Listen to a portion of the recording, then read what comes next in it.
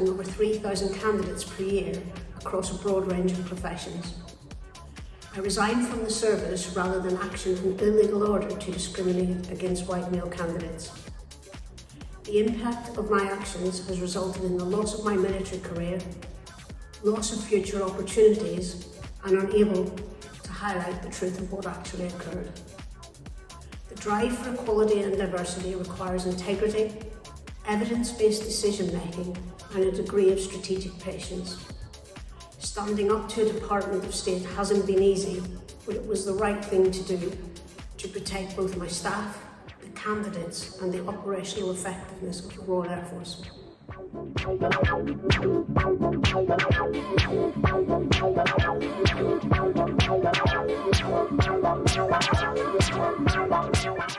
It's really important to get the subjective assessment of the Chief Inspector. I don't think it's good to go through the prism of senior civil servants because it's in their interest to protect and play down things.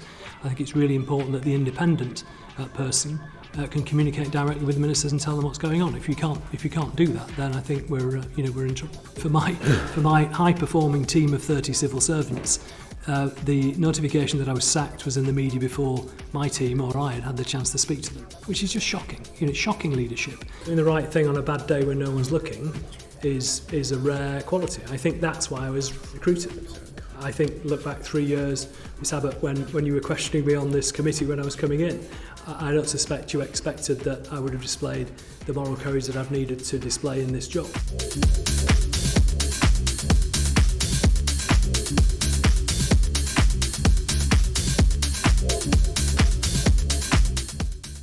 What I saw on Operation Augusta, though, was dozens and dozens of very vulnerable children being raped, not groomed, raped on a daily basis by gangs of very sophisticated paedophiles. Greater Manchester Police, I worked for GMP, and we had a database with over 100 men on that database that we knew were abusing those children. We had professionals, social workers, who had been crying out for the police to do something for years. I spent 18 months within the job trying to be heard, going from, head of public protection, chief constable, home office. Nobody wanted to hear. I was threatened with prison, but I felt that I had to stand up for what I believed in.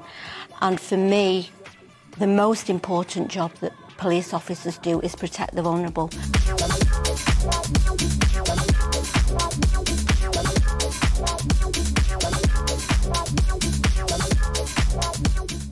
Basically, I was doing some cost modelling work for HS2 on Phase 2A. There were some serious problems with the analysis. HS2 ignored me. I put my concerns down in writing and they got rid of me from the project. I've lost my career and my livelihood, and this has been a focus of my attention and energies over the last 2 to 3 years when I'd rather have been doing something else. It was such a gross transgression of governance and normal moral standards.